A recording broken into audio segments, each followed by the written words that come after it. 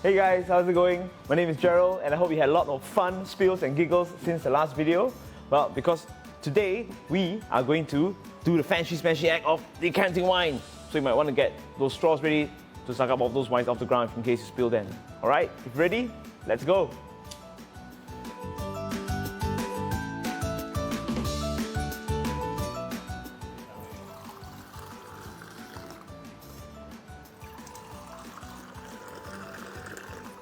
Whoa. Wow, that was difficult. Well, when I was a young boy, I used to always wonder why my favorite teh tarik uncle would always tarik the teas. Well, I didn't know back then, but all I knew was they made the tea a lot lighter, a lot frothier, and really tasted a lot better. Now that I'm a sommelier, I realized it's the same thing, just a lot more atas with decanting.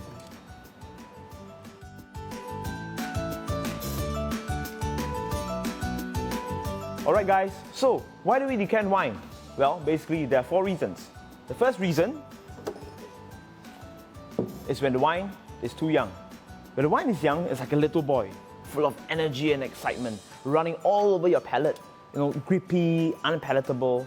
So sometimes you need to aerate the wine, allow some oxygen to get in there, soften the wine, relax it, just like sayang the little boy. So when it's a lot more soft, it's a lot more lovable as well.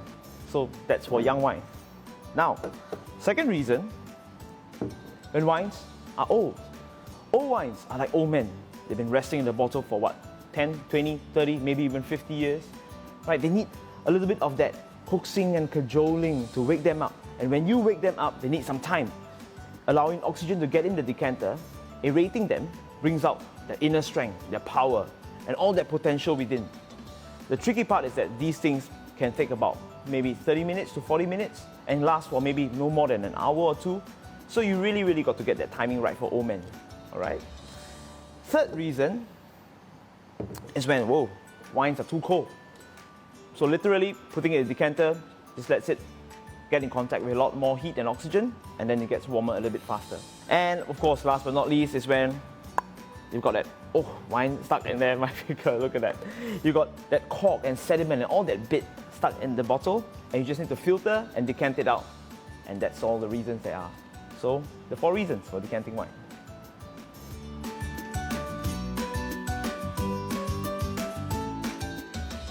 Okay, alright guys, so here are the tools that we need for decanting. 1, obviously you need a wine glass. Right, a bottle of wine, a candle, lighter, wine cloth, and 2 metal mugs. I see. You can do it there. Right, and of course, decanter. Alright, first things first, we need to open a bottle of wine. Okay, with a wave of my hand, wine's open. Magically, what you want to do, get a glass, pour a bit of wine in there. Okay, nose it, make sure it's fine. For more information on how to open wine, please catch my last video. Pour a little bit into the decanter. Alright, you want to just swirl it around. Swirl.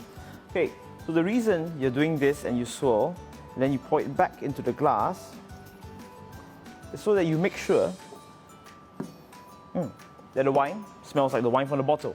So that nothing has been inside the decanter, no lemon smelling dishwashing liquid in there. So you want to smell like fresh wine.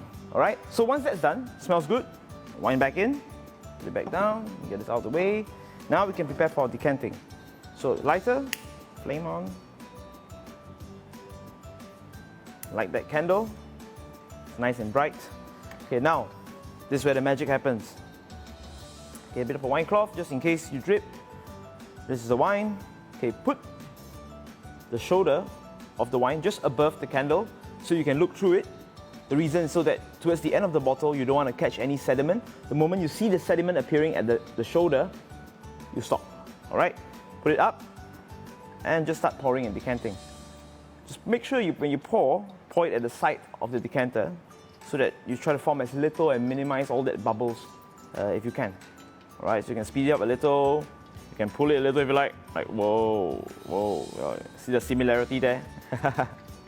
Okay, so you just want to decant this And when you see a little bit of sediment, and we are good. That's it. Right, so you can clean up this up a little bit and clean the bottle. And there you have it. Nice decanted wine. Atas teh tarik.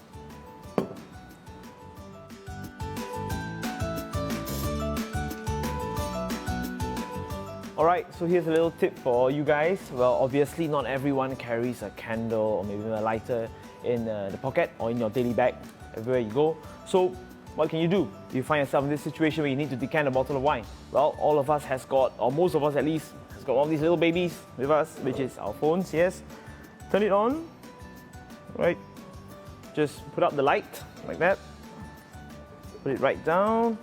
Pick up your bottle of wine decanter, make sure you angle the bottle just over the light where the shoulder is, and then you can start to decant. Alright, simple and easy.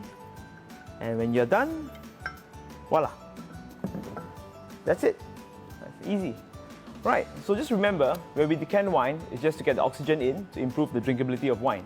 But the question is, when do you decant wine? So before you start decanting, just taste the wine.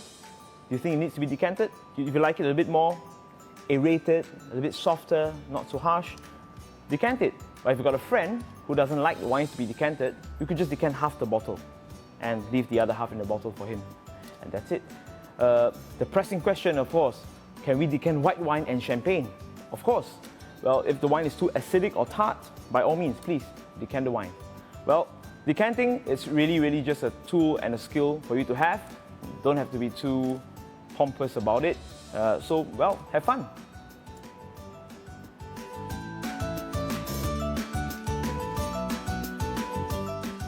Alright guys, so we learned that what we could do if we had a decanter and a wine but we had no light. Now, we're going to see what we can do when we have no decanter.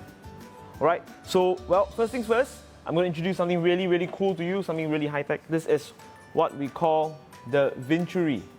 Alright, so the Venturi is this little tool that what happens as the wine passes through from a wide area to a narrow area, it sucks the air in. It's just little ball bearings in there. You can hear that?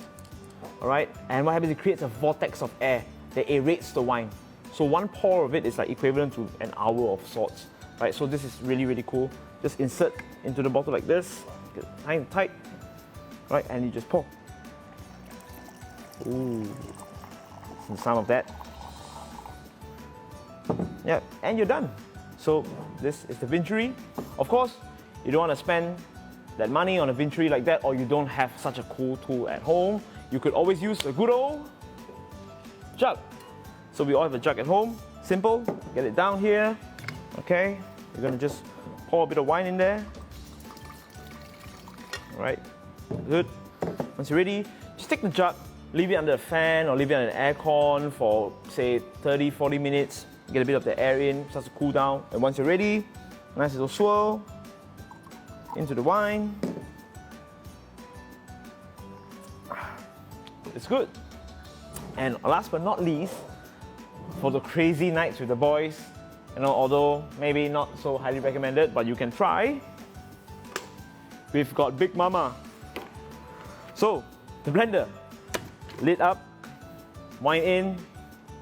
Alright, you're going to cover that lid, just pulse it for 10-20 seconds, get that, all that crazy air in, and then you can, you know, enjoy with that. But remember that, but don't quote me on this video, alright? Okay, if not, enjoy and have a great time. Alright, decanting is all about the fun and discovery in this journey of wine. So, if you got that friend who's overly serious and so caught up in the act of decanting, maybe it's time to reevaluate him or her. Alright, so remember, the journey of wine is only as fun and exciting as the wine that you bring, the glasses that you cling, and of course, the friends that share the lovely drink. Till next time, catch us in the next video as we talk about wine speak and how to speak like the pros. See you guys and enjoy the tipples.